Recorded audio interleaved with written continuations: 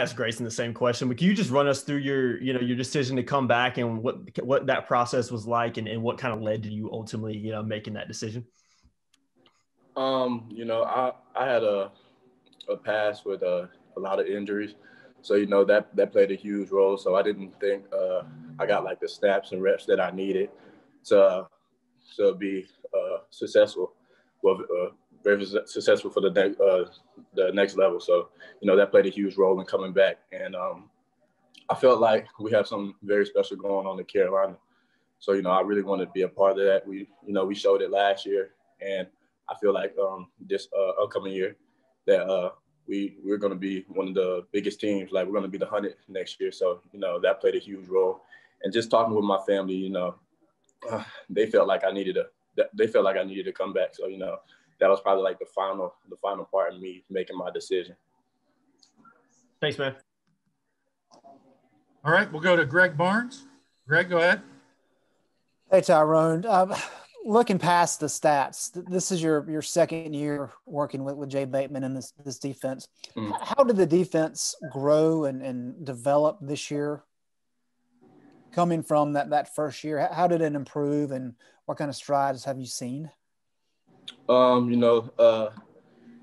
This year, I think like you said, we've grown a lot. I think being more comfortable with the defense and just being comfortable with the scheme, that helped out a lot this year. It made us very fluent as a defense. And, you can see that when we played very well in games like Notre Dame and Texas A&M. So, just being comfortable with the scheme and polishing up on certain things, that allowed us to grow. That allowed us to grow as a defense and make a lot of plays and hopefully become one of the top defenses in the nation next year.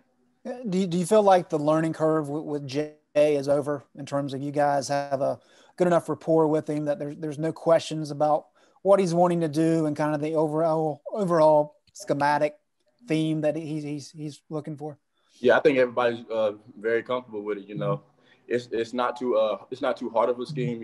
It's just get it to know what you have to do. So I think we're going to be very polished next year. Thank you. Missed a lot of time your first few years at Carolina, but this year you got a lot of snaps consistently throughout the year. What did you learn about what your potential is, how good you can actually be, and if there might be a chance for you at the next level? Yeah, I feel like this year was just like you said, a learning curve. This is my first time taking a lot of snaps, and I made a few plays here and there. So I feel like I just have to I feel like for a high end, dang, I forgot what you said. I got caught up. Forgot what you said. How good you can actually be, and if you could have a chance at the next level. Okay. If you refine some things. I think I'll have a fair chance at the next level if I just stay consistent. And I just have to stay consistent with the high end things I did, like you said, when it came to making those certain plays and forcing interceptions. I just have to be consistent at that. And like I said, I just got to continue to grow as a player. So if I continue to do that, I'll be able to be at the next level. Thank you. I appreciate that. All right, we got Luke Buxton. Luke, go ahead. What's up, Hop? 2 quick questions for you. First is on the academic side. I'm curious what coming back does on the school side. What are you studying? What are you doing? As far as right now, I'm in post-bac, but during the summer, I'm going to start a grad certificate program. And during the fall, I'll probably start one of the MBA programs. Cool, sweet. And then second question is, there's 5 of you guys who decided to come back. And I know your boys with Tamai. How much were you guys talking during the decision-making process of, it's a personal decision at the end of the day, but how much kind of groupthink was there?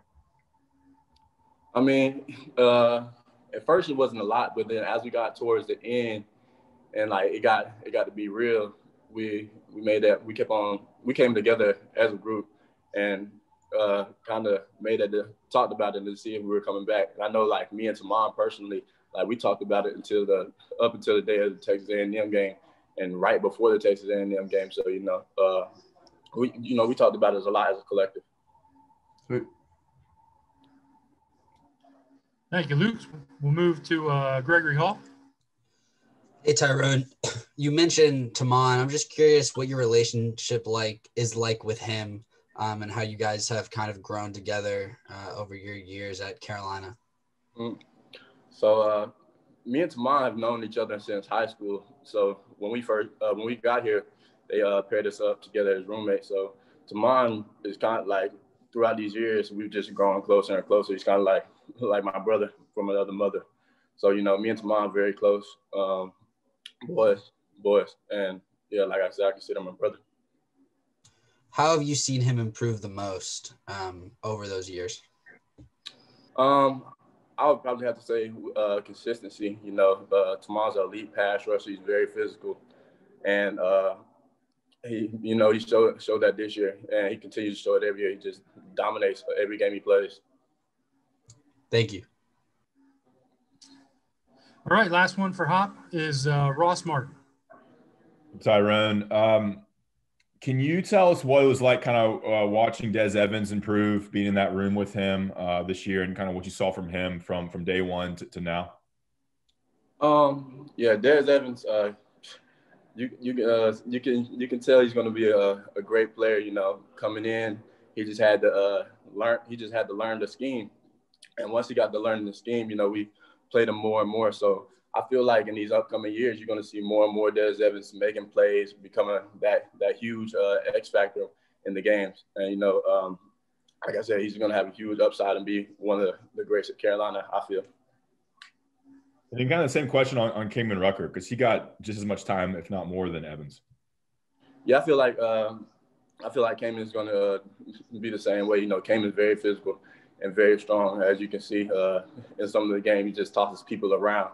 He has that nickname, I think, bowling ball of butcher knives, I think. Yeah. Because, he's very short and stocky and just runs through people. So I feel like Kingman has a great upside, and you'll see a lot more of him coming up this year and the years he has after. Yeah, and then real quick, how do you kind of see that rotation working next season with you and Tamon and those two guys? And I think there's a couple of freshmen as well. What's that? And Chris Collins. What's that group look like mentality-wise, and what's the rotation going to look like, you think? You know, I feel like I feel like we're going to have to keep it balanced. You know, of course, like me and Tamon, we play a lot of reps, and then I feel like they should get somewhere between probably 30, 40 snaps a game too. So I feel like you'll see a lot of them. It's just going to be a balanced rotation. Thank you. Alyssa, did you have one for Hop, or did you dive in for Tamon? No, I do. I have a quick one. Okay, just go without Chaz next year, how does that change the dynamic of the linebacker room? And do any of you guys feel like you maybe need to step up a little on your leadership role without him there? Yeah, I feel like me and Tamon definitely had to step up and as leaders on the defense. You know, we lost Chaz. He was a big voice, but you know, Eugene. I feel like Eugene Asante has a huge upside. You know, in the games that he played a lot in, you could see that he was a dominating factor. Texas A&M, he played really well. So I feel like Eugene is going to step up and fill in his shoes next year. You won't see any drop off.